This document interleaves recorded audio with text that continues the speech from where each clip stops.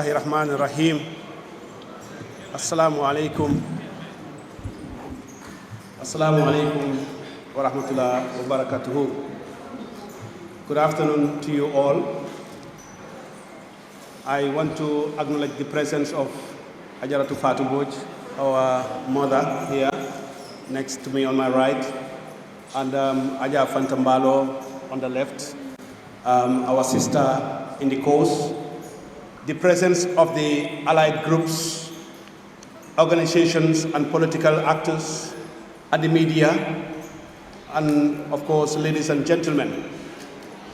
I am here today as a coordinator to the launching of the initiative Save the Nation with Agenda 2026. It is not news that the Gambia is at the state of decadence due to poor governance, as my colleague reiterated earlier. These are predominantly due to President do not stand by his commitments. In 2016, we had a chance that was only to change the label and not the content of the bottle. In fact, the wars emerged. The failed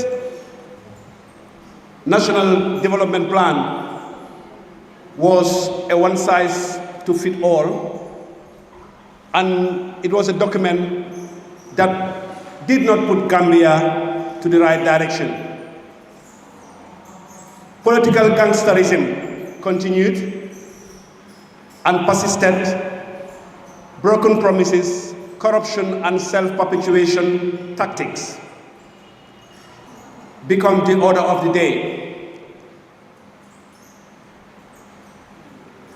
Disunity continues to prevail, and society become more divided due to tribal sentiments. The National Alliance for Change, with our moral courage, legal responsibilities, and development vision and mission, from December 2026, want to put our country in the right path going forward through your votes. Imagine Gambians continuing with the inept government under the leadership of the President Adama Barrow for a third term. According to the famous Greek philosopher, the late Aristotle, he said that we are what we repeatedly do, meaning excellence is not an act, but a habit. So we can't continue to make mistakes as we made in 2016 and as we made in 2021. We must rise up to the status quo, peacefully of course, but use our powers as Gambians through our electoral system. The state exists for the sake of the people, and not for the people to exist for the sake of the state. In the Gambia, it's like the state operates while the people give it all the powers to continue nepotism, favoritism, appointments of incompetent office leaders, and to that effect, we end up in this situation. The great debate will set out after today across the country in the name of democracy, which is government of the people, of course, by the people and for the interests of the people. But NACS want to set out precise proposals that will be committed under the principle of good governance, that is transparency, accountability, the rule of law, and participation of the citizens. Because we must remember that something promised is something owed. From 2016, almost all the promises are failed. The Gambian people, in fairness and diligence, gave chance for a second term.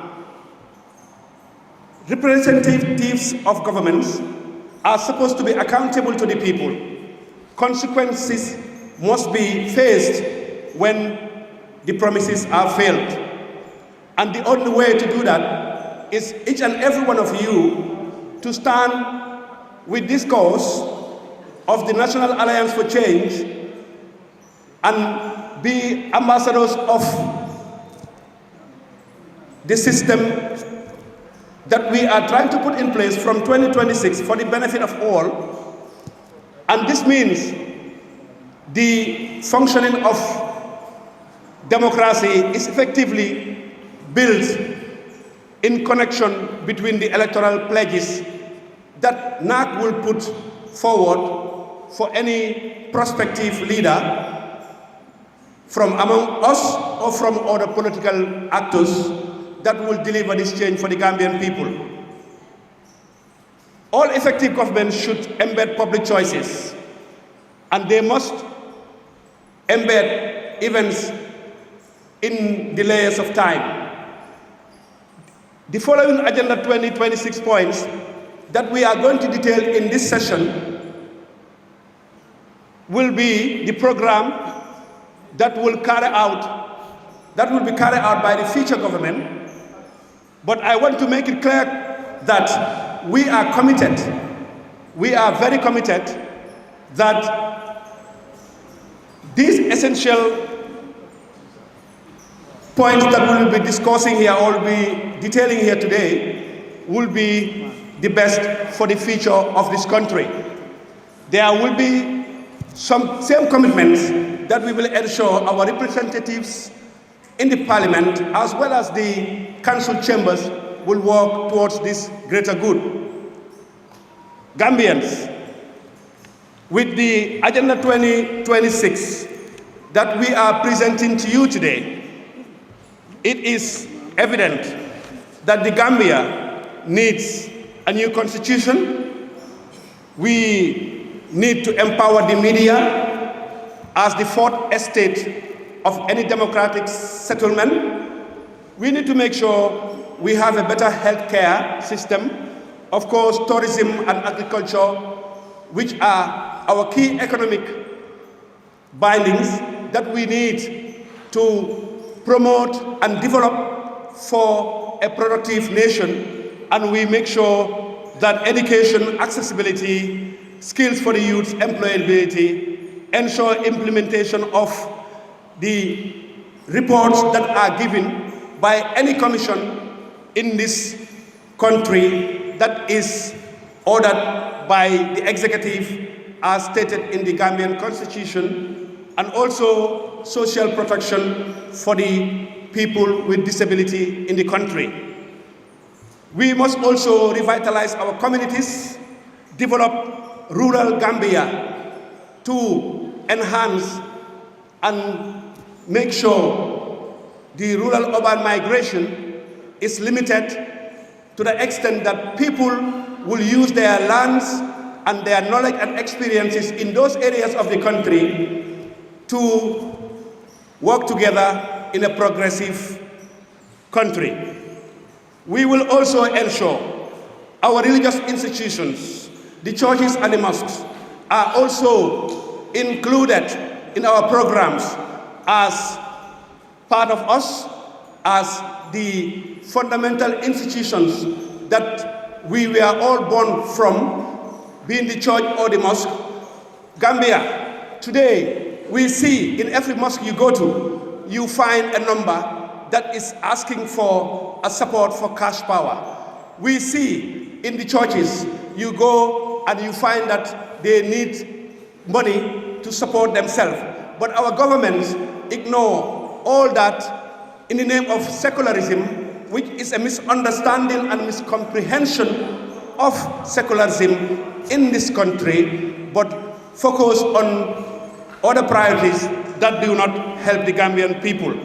We will also ensure the diaspora voting and inclusion is also part of our programs, and also the cost of living in line with the standards of living, migration facilitation to reduce the back waste syndrome. We will also ensure climate change and environmental protection is also on top of our list.